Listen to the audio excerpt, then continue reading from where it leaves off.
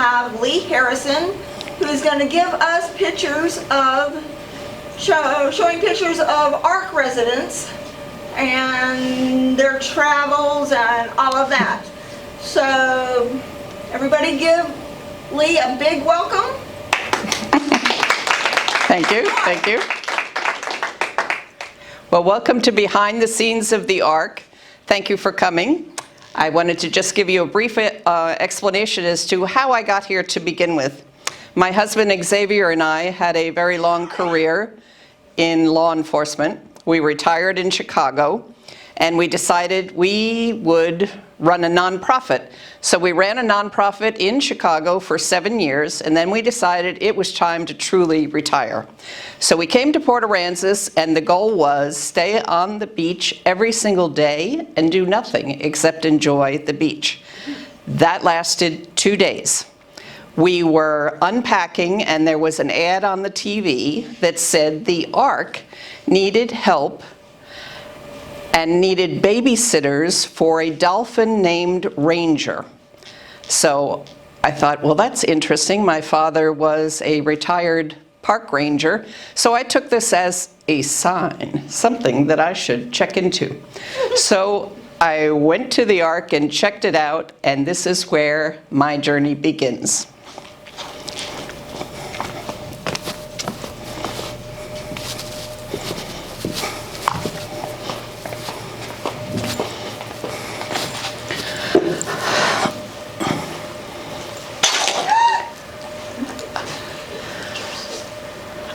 I don't have the clicker, do you? It's right on the edge of the stage, please. Oh, here we go. Thank you.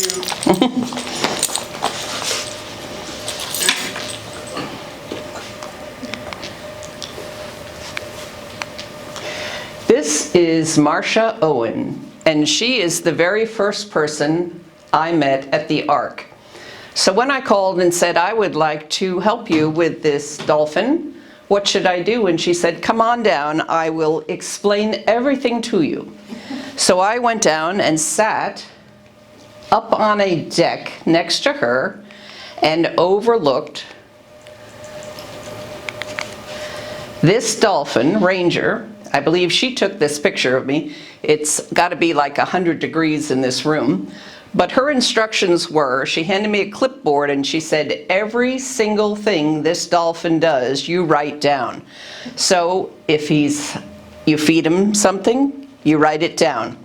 If he jumps out of the water, you write it down. If he goes and plays with the ball or his hoop or whatever, you write it down. If he poops, you write it down.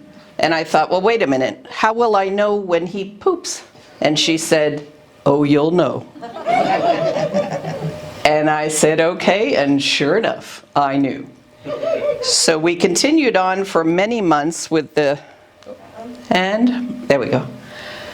So when it was time for Ranger to go home, he was found down in Brownsville, I believe stranded in a canal, and so he was rehabilitated. So now we transport him. They brought a refrigerated van from Houston Zoo, and various people got together and had to stand in the van all the way down to secure the dolphin.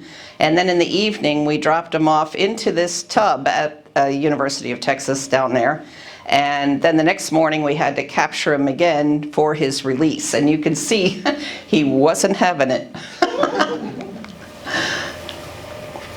So this is the day that we actually get to release him, and here is John Ray here on the left, and myself and some others. And Ranger is branded, I don't know if I can show you right here. Right there it says R01, which means the first release of the year. And so we took him off to where there was an advanced find of a pod of dolphins, and released him back to his home. So this is Tony Amos, who I came to meet after a while, and this is one of many, many trucks that he had. More than one on the beach. And this is, first of all, he's wearing what became the Tony Cam. So he recorded every rescue, capture, release, and this is a release of one of the birds. Peregrine falcon. Peregrine falcon, thank you. His wife Lynn is here in the front row. And so here we are at a turtle release where he is narrating what's going on. Here we are at Sandfest, and this is one of a few of the show and tell turtles that he brings to educate people. And that's what this program's all about, is to educate. Because when you know better, you do better. Here's the release of one of the birds. He was going up the ramp and then walking up a ladder and giving him a good flight off the way. This is Tony and Lynn on their 57th wedding anniversary. Aren't they lovely? Now this is Tony. Tony had a way with the animals, all of them, and this was getting ready for a fundraiser. We have Spring for the ARK and Fall for the ARK every year. And these are one of the fundraisers they had earlier. Here is Joni Ray, John's wife, and Dr. Tim Tristan. This was way back in the beginning when they would have fundraisers to help with the ARK. Tony would end up buying half a flat of frozen fish because there wasn't enough money for a full flat. So we would have, or they would have, these various fundraisers at Moby Dick's and different places and sell these, or auction off these different items. And so since my husband and I had experience in nonprofit, we thought, you know, I think they really need to have a nonprofit, and that would make things a whole lot easier. Whoop, backing up.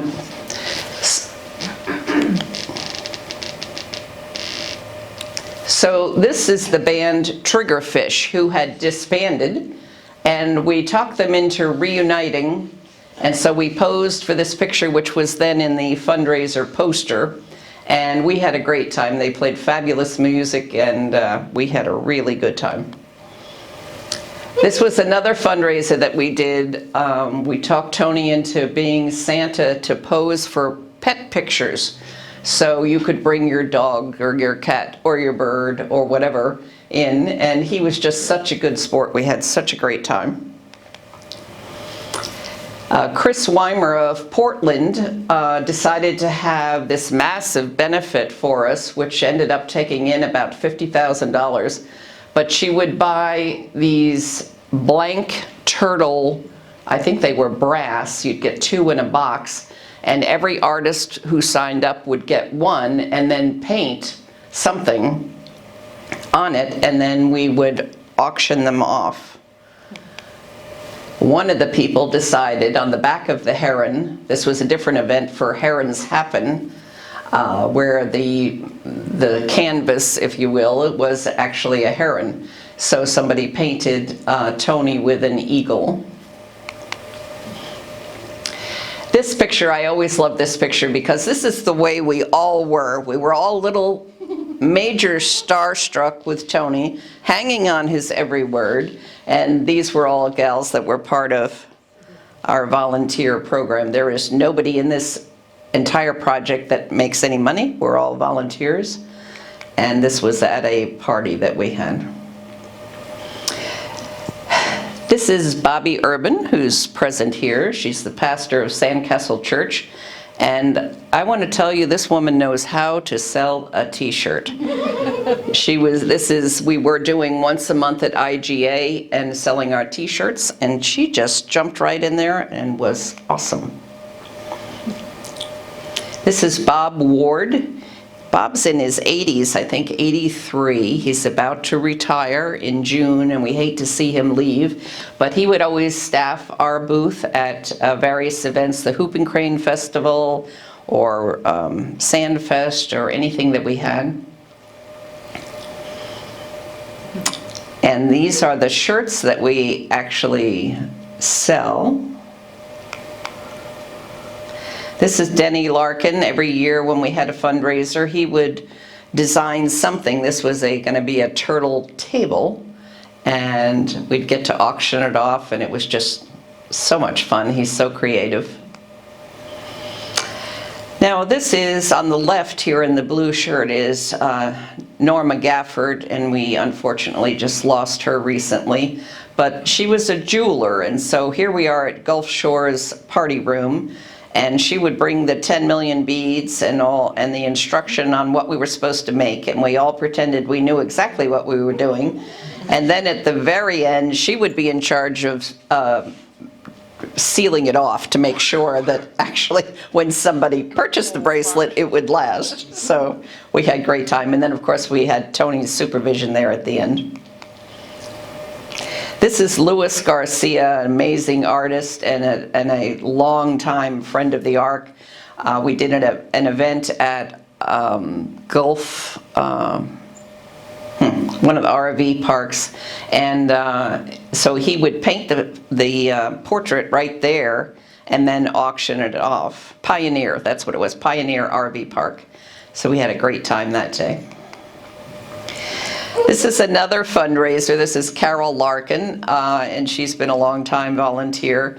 And so this is called the Sand Crab Race, and it's held at night. So all the people who race wear headlamps, and they start down on the beach and they run the whole distance, and we are at the halfway point handing out Gatorade or water as they fly by. So that's what was happening here.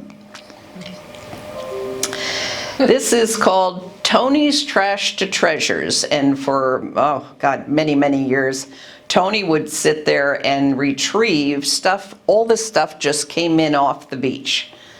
And it would just be clutter and debris, and so he decided, let's just sell it at an event. And for some bizarre reason I could never understand, people pack the place when we have it once a year, and everything is gone within 2 hours, and people decorate their yards with all this stuff. So here's Vi Dalton, one of our members, and she's also a board member of Friends of the ARK.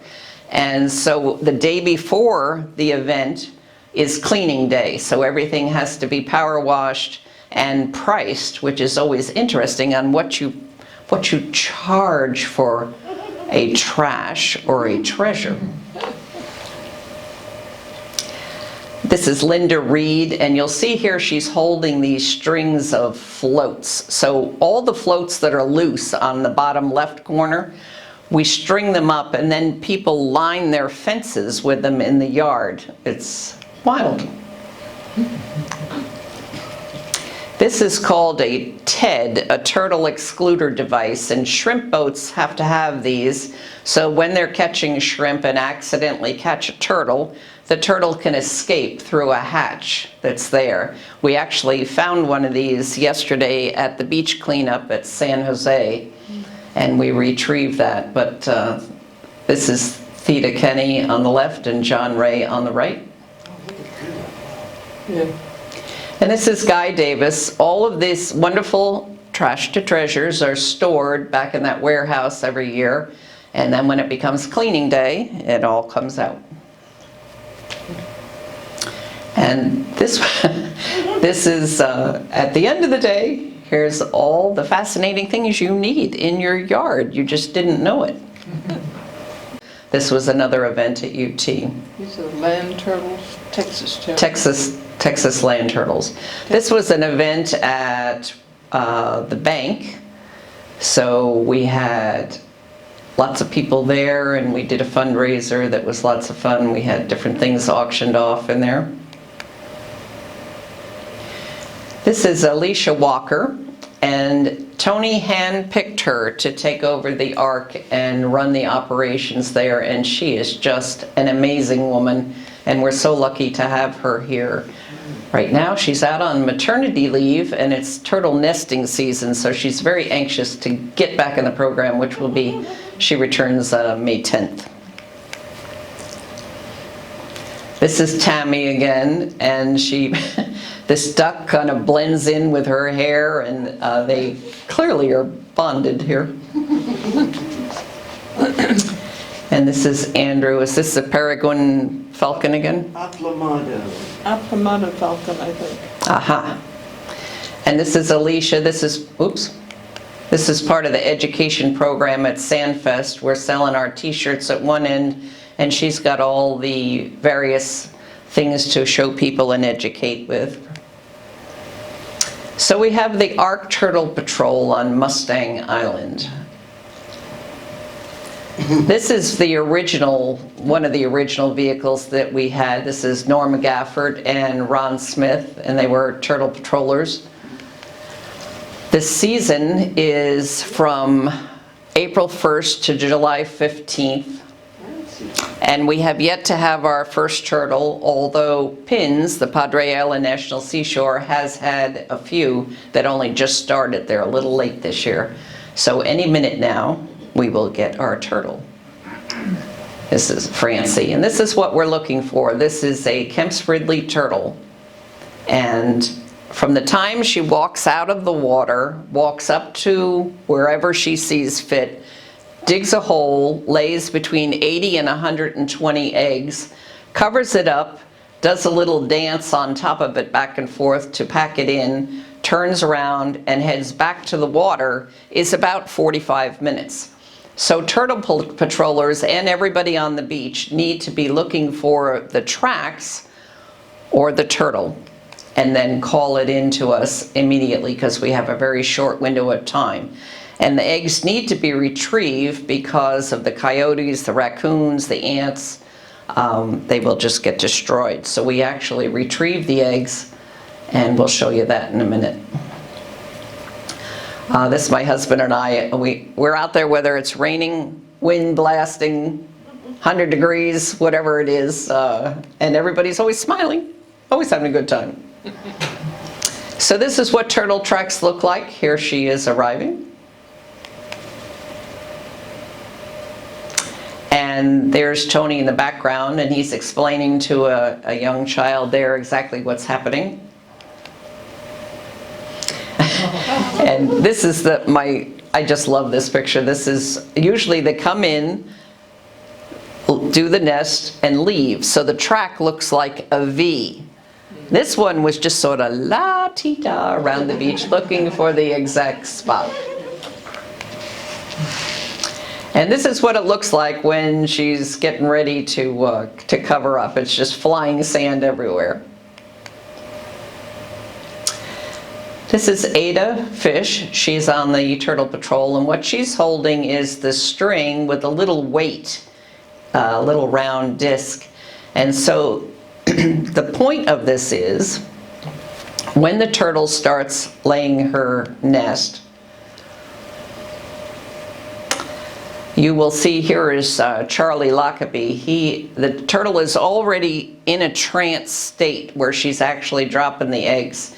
So he's walking up behind her and drops this weight into the hole and then ties it off somewhere else. And the purpose of this is when the wind is blowing 30 miles an hour, this track for the turtle will be covered up in no time.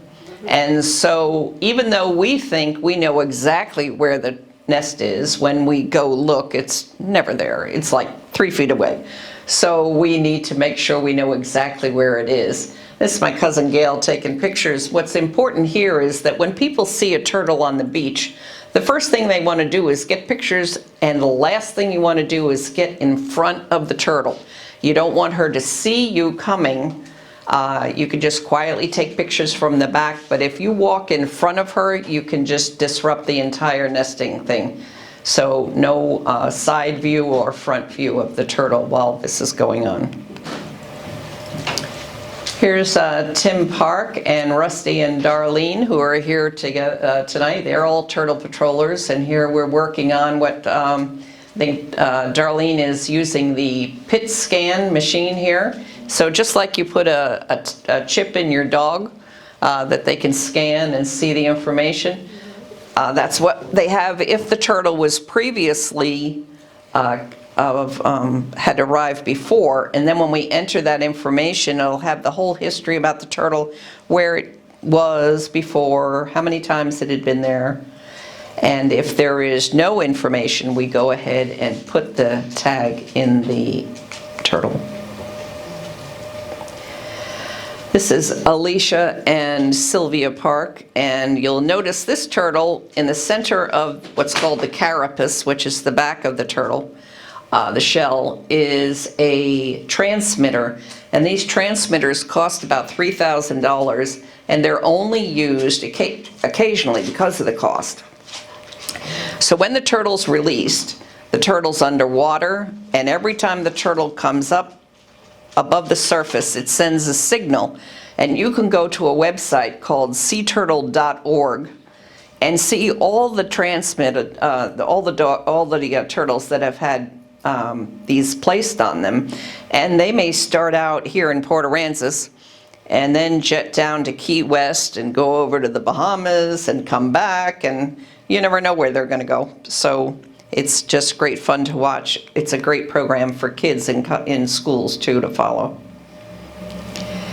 This is a tag that we have to always check. Does the turtle already have the tag on it? And this number will be entered into a computer and give a ton of information. If it is not tagged or the tag has come off for some reason due to injury or whatever, then we tag again. And this is Rusty and Darlene. This is Alicia and a group that this dog is trained to scent the turtle eggs. And so when we can't find the nest, and we've tried everything and we probe with a stick trying to find it, we can't, we'll call in a team, the owner and the dog, and usually the dog will be able to smell the eggs right away. Now, you're walking down the beach minding your own business, and the key is, where is the turtle? Can you see it? If you're not paying attention, you will not see it. You'll go right by. If you're driving, you won't notice, so you have to really look. And there she is right in the center. And there she is again, right in the center. So she is hunkered down now, and she's laying the eggs right now. Here's another one with a transmitter on it.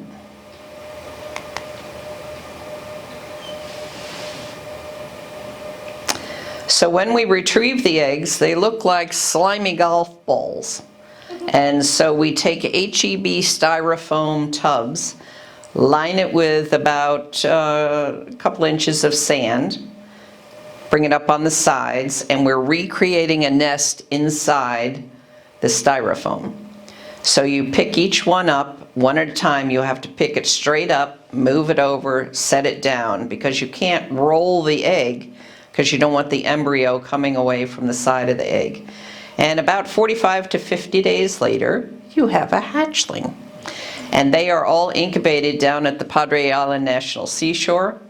So we take them down there, they plug them into, they have a temperature gauge in there, and you can hear them cracking their eggs. So when you're calling the hotline to see when there's going to be a hatchling release, it'll say, we expect one to be between Tuesday and Thursday of this week.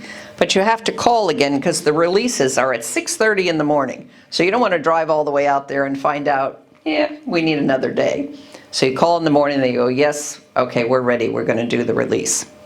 And then they bring hundreds, usually, of these turtles, and it takes about 3 hours for all these little hatchlings to make it to the beach. And when the last one hits the water, everybody cheers. It's great fun. This is an event we do every year after the turtle season is over. This is Suzanne Peach. She is the hot dog lady and a turtle patroller, so it's always a good time. So then we decided we would name a portion of the beach the Tony Amos City Beach. So at the time, one of our board members, Keith McMullen, had become the mayor of Port Aransas. So I called him and I said, what kind of act of Congress does it take to name a beach here for Tony? And he said, well, I don't know, let me look into it. So he made it happen, and we invited Tony to the party room here, and they had a mock-up of what the sign would look like. And it was very cool. And then finally, we actually had the unveiling of the sign. So on the front it says, "Welcome to Tony Amos Speech," and on the back side it says, "Leaving." And on the left you'll see a bird, and on the right you'll see our very own Kemp's Ridley turtle. The left is a little bird called a piping plover. And the fascination with this bird and why it was necessary to be on this sign, you'll see the banding on the legs, different colors. So Tony had a banding program where he would capture these birds and band them and then follow them every year when they came back. So I believe it started in 2003 and went on for about 13 years. And every year this bird would return. Yes? Okay. He didn't do the banding. It was done on the nesting sites. Ah, okay. The banding was done at the nesting sites, and the nesting sites are in North Dakota and on up into Canada. And so every July, these birds would return down here and stay until the spring, and then they'd go back. So this was number 19. So it was the 19th bird that was banded, and he was the one most seen. For 13 years. So this is Tony and Keith McMullen on the day of the unveiling of the sign. And here's all of us there. So here we have a big bird and an itty bitty bird. You'll see in Tony's hand is a little hummingbird, and Amanda Terry is holding on to the pelican, and these two were rescued on the same day. So here's one of the little turtles. You can see the teeth on these things.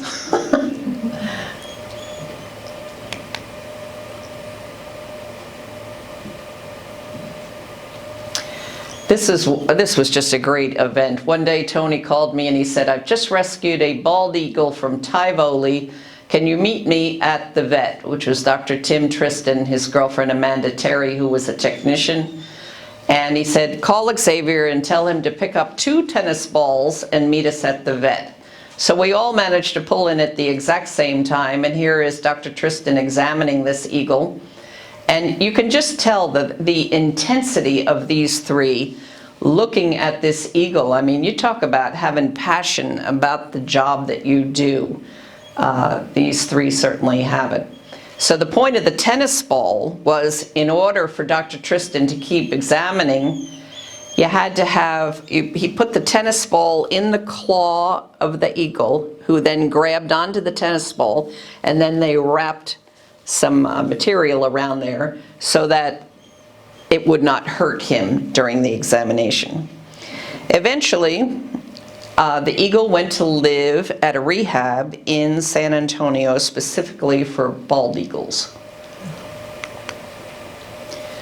This is one of the turtles. We had to have carts for many of them because these are just so massively heavy. Look at the size of this. This is just crazy.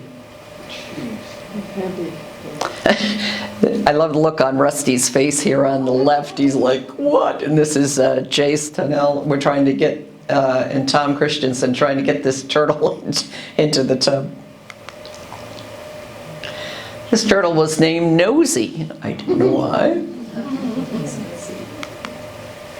This is Guy Davis. Now you'll notice here on this pelican, you don't really notice when you're looking at all the beautiful pelicans in Port Aransas, the hook on the end of the beak here. And you can see Guy got sliced there a little bit.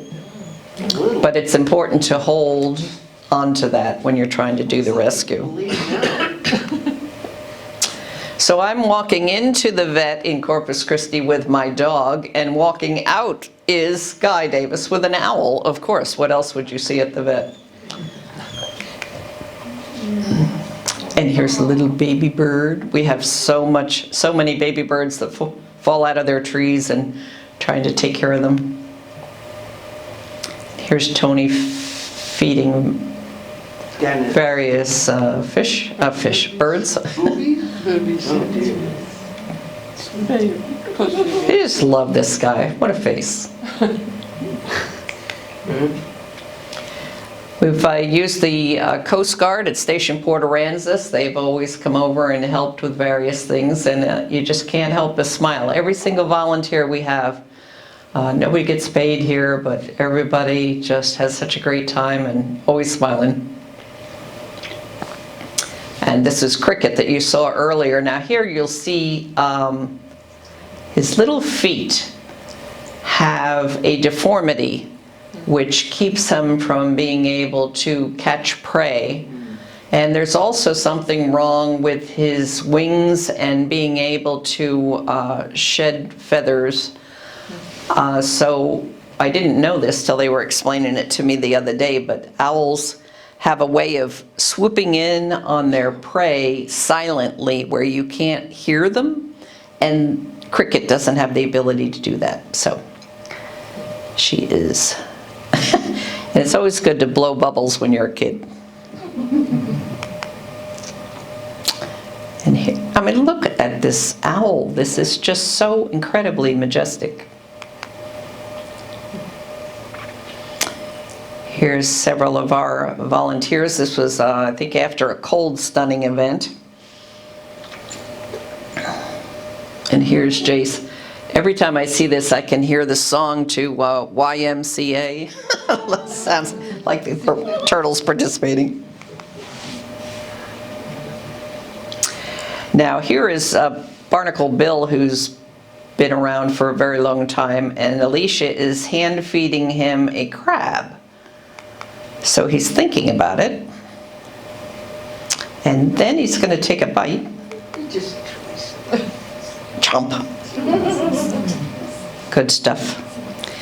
Now here's Andrew, and he is trying to do x-rays. So here is the bird. He's holding the feet together, and they'll come in and take the pictures. The yellow machine over the top will come down, take x-rays. This is Dr. Paula Baker. So here she's pointing out, I think this was a respiratory issue, and she's pointing out where there's air pockets or something inside. Now this was when, so they call me and say they're going to do a nebulizer treatment for a sea turtle. So I've had nebulizer treatments, you know.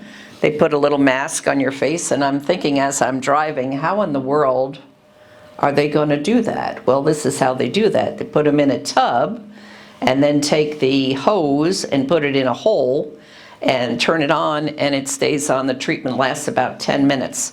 So the turtle is able to breathe in the medication and help with the respiratory. And here's Andrew examining one of the hawks. yeah.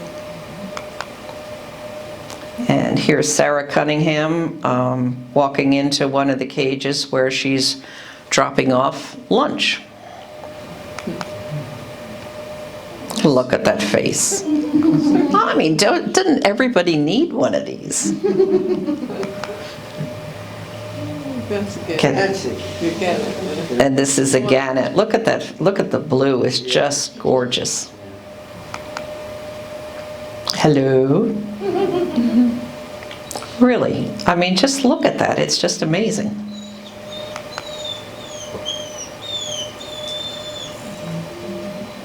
Looks like a kestrel.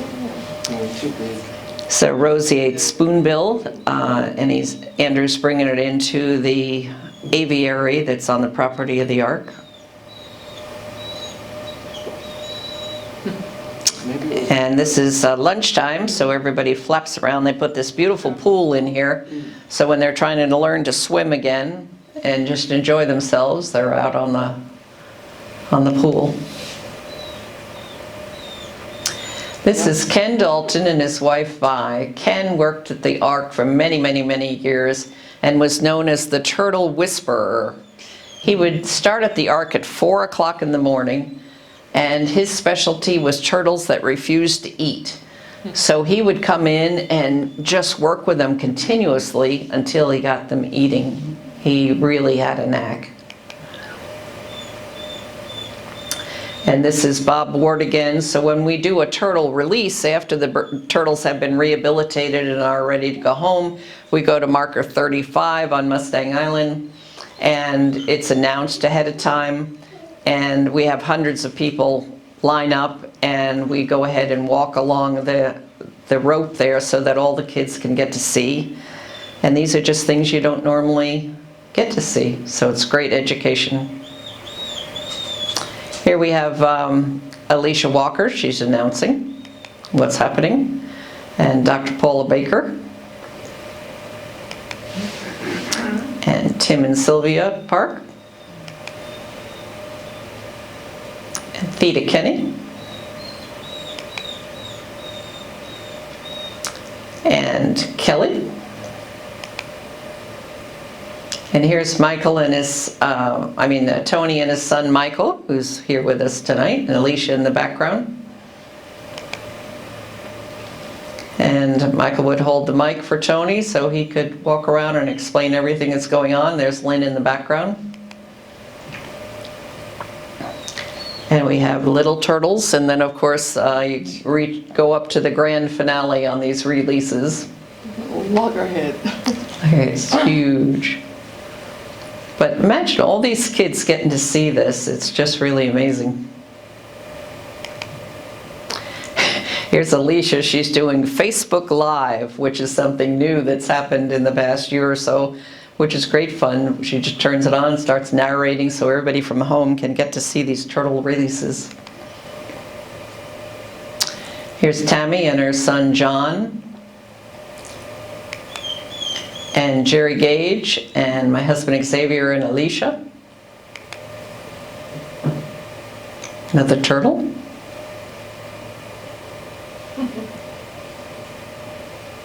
And there's all kinds of releases. Sometimes we put them in these tubs, put them on the flatbed boat that belongs to the University of Texas, take them out and release them. And sometimes on the right you'll see Jasmine releasing these right off the jetty behind the ARK.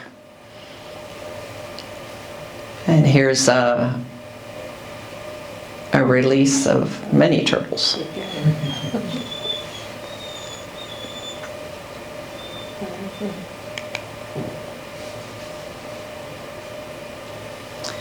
Here's Rose. She's been a long time volunteer, her and her husband Gary and Xavier. Then we have Hurricane Harvey, August 25th, 2017. This is the aviary where normally all the birds are. So as you recall, it was like a Cat 2 in the morning and a Cat 4 by the afternoon, and everybody was ordered off the island by 6 o'clock. So Alicia and I were moving about 30 turtles upstairs, all the way down the stairs into a facility behind that we thought they would be safe in. And all the other birds and critters had to be placed different places. As I recall, Andrew had 17 pelicans in his garage. And this is some of the aftermath. It was just devastating. And all the water came into our storage unit for Friends of the Ark, so we had to pull everything out that was soaking wet. And it was a mess. However, I was so excited. This hat I got at Sandfest many years ago at an auction. I was the only one who bid on it. I don't understand. But so I always wear that at the turtle releases. And this stuffed turtle, my friend is a Catholic friar, John Paul Cafiero, and he travels the world and always brings me a turtle. And this big one, he'd been to about 4 cities on his way to visit me. So the turtle went through every airport and finally got here. And so we use him at different events, and so I was so happy he was rescued. And so all the animals, since they had to leave the ARK, went to the Texas Sea Life Center under the care of Dr. Tim Tristan, and that's on North Padre. And these are all the people that were involved at the end when it was the time to return all the animals. And it was just a great joint effort. We were so lucky that they could keep the animals.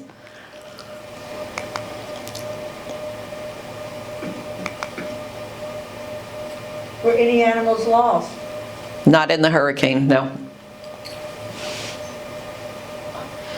And here's everybody standing by with cages to accept the animals back and return them to the ARK.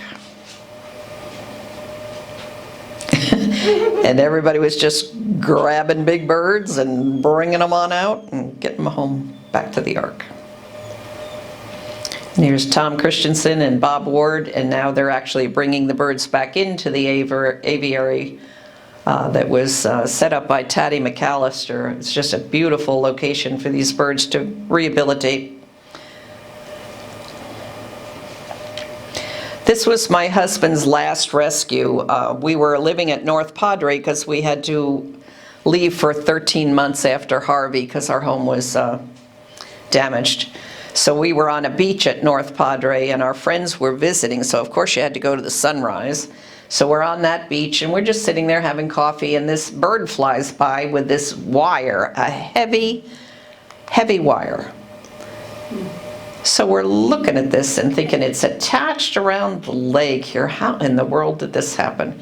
So I call Alicia because I know she's going to be on the way to the ARK soon to go to work. And I said, can you bring a net because we've got this bird. I mean, we need help.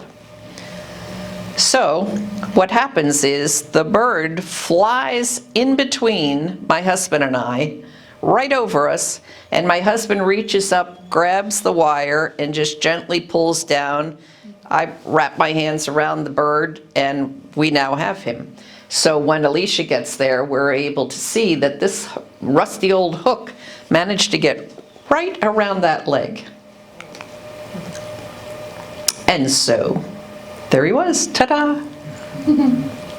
She was able to get the wire off and everything was awesome. So this is after a cold stunning. We have Alicia on the left and her husband Jake, who is with Texas Parks and Wildlife. And you see the IVs set up here and all these treatments that are going on. This is Andrew and Riley, and here you have a tube going down the throat of this big bird, and he's injecting medication in there. This is honey massage. So you take honey and you actually just do a massage on the flippers of these turtles, and it's very therapeutic. And here they're examining. This is laser treatment when there's a big wound on the flipper. This was after a cold stunning and they had in New England. And so this private plane arrived. We all had to zip up to the airport and they brought 60 turtles. So 20 went to the ARK, 20 went to Texas Sea Life, and 20 went to the Corpus Christi Aquarium. So you see on the box, this one was ARK, so it went into my car and we returned them to the ARK, and then everybody took theirs to their location for treatment. It was just an amazing operation. Yeah. So then we have the recent freeze in February, and snow, and bitter cold, and major cold stunning. And here is Andrew trying to get all this ice off the truck with a putty knife, because of course we don't have scrapers here. Why would you need scrapers? And he's on the phone because people are calling in with, needing assistance, and he's trying to multitask as usual. And then the turtles started to arrive, and they all had to be accounted for and tagged and evaluated and examined. And you see in the way back on the left is Dr. Paula Baker and Dr. Shana Whitaker, and they're examining the turtles. And this is Jace on the right. Yeah, they all have to be measured Okay, so we have a big green sea turtle here. This one's probably about 175 pounds. We have about another 200 of these coming into the facility now. We actually, over the last 4 days, have gotten 530 of these in. And they have to be scanned for a pit tag. And this is just some. Fortunately, they were restoring a room at the University of Texas, so we were able to go in and put all this tarp down and just started bringing the turtles in. And this is the crew that happened to be working that day. And in the end, they took in 1,200 turtles. They look kind of like they just took in 1,200. Yeah, it was an around-the-clock operation, I'll tell you. And so when you brought one after it had been checked out, you just had to find a spot for it. And they're all not moving. They all appear, most of them appear to be dead. And what has to happen is they just need to thaw out. If the water goes below 50 degrees, they become cold stunned. And then they will just float and look to be dead. They're not. People in Port Aransas and surrounding areas know this, so that they will go retrieve them. Everybody's got blankets in their cars, and just bring them to the nearest location for assistance.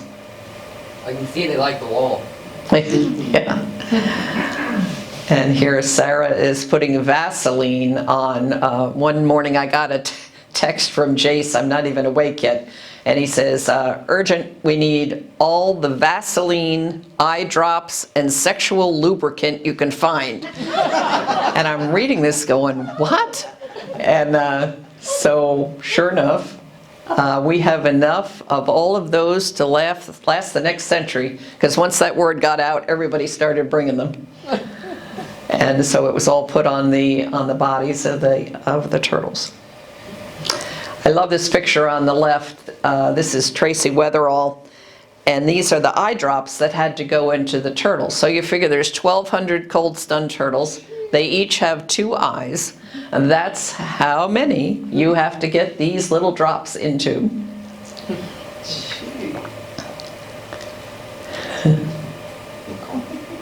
This is Nicole Pringle, and she was showing one of the ones coming out. The couple on the right is Hannah and her husband. Her husband's a Aransas Pass police officer, and they had a boat.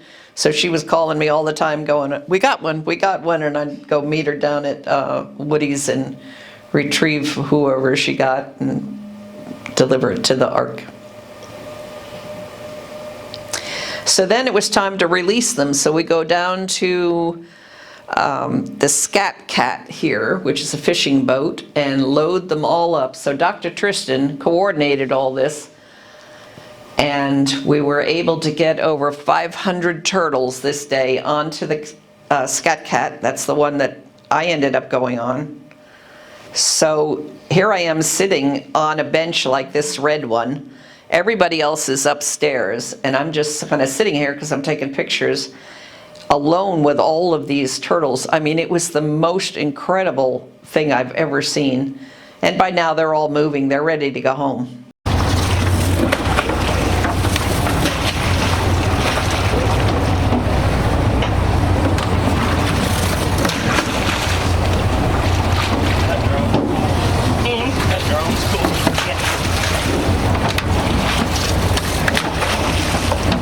The following day, this truck brought in over 900 turtles and went on a pollution response boat that came in from Ingleside and loaded all of those up. And this was a chain of turtles going down the ramp to load them all up. It was just an incredible experience. This was about a week ago here. All these turtles were ready to go, so we don't have the releases to the public anymore because of COVID. We hope to resume that soon. But these turtles had to go home, so we were out there. And everybody took a turtle and headed for the water. So Friends of the Ark has done numerous events over the years, and so we donate whatever we have. This is for Turtle Trails. That's the one where the artists painted all the turtles. And that was a huge fundraiser there of $43,000. And this was a Fall for the ARK event. And this was Happy Birthday, Tony. So we donated $15,000 on his birthday. And this was, I can't read this one, oh, the 30th birthday of the ARK. And I looked it up. Next year is going to be the 40th anniversary of the ARK, which just doesn't even seem possible. And here's $20,000. I can't see what that event was for. Definitely adjusted for inflation. This is the biggest check we gave them at one time. This was for $75,000, and that was in 2019. So we did a 3-month fundraiser in a little store across the street from IGA in 2012, and each month's rent was purchased by one of the local businesses. So we were able to sit there for free and then be able to, sell t-shirts and different things. And at the end of the 3 months, we took in $6,100. And we had a blast. We ran the store every day and had a really, really good time. So then we opened this store about 8 days ago. We've been in operation 8 different days, and we've already taken in over $2,100. This is the former South Jetty newspaper building owned by Mary and Murray Judson. And so I talked to them about, remember when we did the years ago, we did the gift shop. Do you think we'd be able to use your building there until such time that it is sold? And they were wonderful and agreed to it. So in 5 days, we put this store together. It is open Tuesday through Saturday from 10 to 4. We staff it in 3-hour shifts. So if anybody's interested in working in the store, we're hoping we get a month, maybe 2, because I'm sure it's going to sell pretty cool. It's a historic building. It's really cool to work in, and we are so thankful to the Judsons for doing this. And on opening day, we presented Jace with a check for $40,000. So right now, there's going to be a new hospital on the property of the University of Texas, and we're hoping the groundbreaking will be this summer. And so now what we're raising money for is the contents, all the equipment that's needed for inside the hospital. So that's what we're working on now. Now, this is ordinarily the end of the presentation, where I would say the end. But in this case, it is not the end, and I'll share with you why. As many of you know, Tony contracted pancreatic cancer. Several months later, my husband Xavier got pancreatic cancer. So the 4 of us, Lynn and myself and these 2 great men, went through this god-awful journey together. And one night we were out to dinner, and we were talking about things that you only talk about if you're on this journey. And I said in passing, I wonder what will happen to the ARK. And without skipping a beat, Tony said, the ARK must go on. And then he turned to me and said, and Friends of the ARK must go on. So we all looked at each other, picked up our glasses, proposed a toast, and that is our mission. We will follow this legacy.